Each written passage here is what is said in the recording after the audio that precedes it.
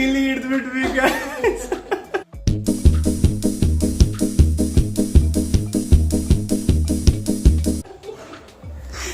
ನೋಡಿಸ್ತೇನೆ ನೋಡಿ ಇದ್ರಲ್ಲಿ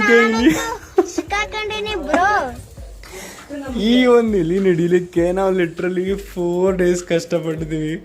ನಮ್ಮ ಇವಾಗ ಇದನ್ನ ಸಾಯಿಸಕ್ಕೆ ರೆಡಿ ಇಲ್ಲ. ಇಲಿನ ಫೈನಲಿ ಹಿಡಿದ್ಬಿಟ್ಟು ಸಖತ್ ಖುಷಿ ಇದ್ದಾರೆ ಇವಾಗಂತೂ.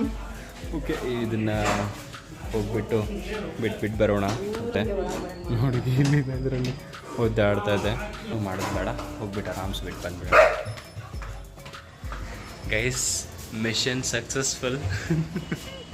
ಹೋಗ್ಬಿಟ್ಟು ಆ ಮೂಲೆಯಲ್ಲಿ ಬಿಟ್ಟು ಬಂದಿದ್ದೀನಿ, ಆ ಕಾರ್ನರಲ್ಲಿ. ನಮ್ಮಮ್ಮ ಕರ್ಕೊಂಬಂದಿರ ಗೊತ್ತಿಲ್ಲ. ಈಗ ನಮ್ಮಮ್ಮಗೆ ಬೆಕ್ಕಿನ ಅವಶ್ಯಕತೆ ಇಲ್ಲ ನೋಡಿ. ಓಹೋ ಚಿನ್ನು,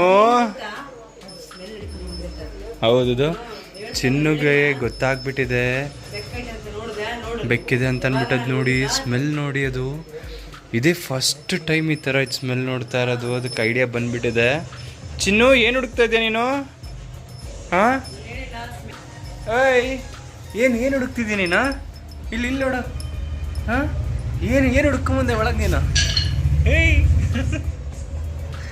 ಈಗ ಹುಷಾರಾಗ ಬೆಕ್ಕನ್ನ ಹೊರಗೆ ಕಳಿಸ್ಬೇಕು, ಇಲ್ಲಾಂದ್ರೆ ಇವ್ನು ಹಿಡಿದ್ಬಿಟ್ರೆ ಕಷ್ಟ. ಓಕೆ,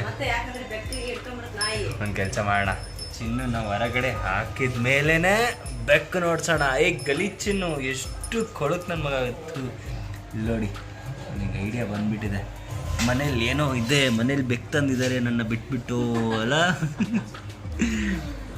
ಚಿನ್ನು, ನೀನು ಇಲ್ಲಿನೇ ಹಿಡಿಯಲ್ಲ, ಅದಕ್ಕೆ ಬೆಕ್ಕು ತಂದಿದ್ದು. ನನ್ನ 30 ವರ್ಷದ ಜೀವನದಲ್ಲಣ್ಣ ಅಣ್ಣ ಒಬ್ಬರ ಜೊತೆ ಕಿತ್ತಾಡಿಲ್ಲಣ್ಣ ನಾನು. ಅಷ್ಟು ಒಳ್ಳೆ ಹೆಸರು ತಗೊಂಡಿರೋ ಹುಡುಗ ನಾನು. ನೀವು ಕೇಳಿ, ಒಬ್ಬರ ತಂಟೆಗೆ ಹೋದವನಲ್ಲ. ಏನ್ ಚಿನ್ನು, ಬಾ ಚಿನ್ನು, ಹೊರಗೆ ಬಾ ನೀನು, ಬಾ. ಇವನು ಹೊರಗೋದ. ಇವನು ಹಗ್ಗ ನೋಡಿ ಎಷ್ಟು ದೊಡ್ಡದು ಕಟ್ಟಿದ್ದೀವಿ ಅಂತಂದರೆ ಫುಲ್ ಮನೆಯೆಲ್ಲ ಒಂದು ಸುತ್ತು ರೌಂಡ್ ಹಾಕ್ಬಿಡ್ಬೋದು, ಆ ಥರ ಕಟ್ಟಿದ್ದೀವಿ. ನೋಡಿ ಎಷ್ಟು ಫ್ರೀಡಮ್ ಆಗಿರ್ತಾನೆ ಅಷ್ಟು ನನಗೆ. ಗೈಸ್, ಇವಾಗ ಸೆಕೆಂಡ್ ಟಾಸ್ಕ್ ಕೊಟ್ಟಿದ್ದಾರೆ ನಮ್ಮಮ್ಮ. ಬೆಕ್ಕು ನನ್ನ ಮುಖ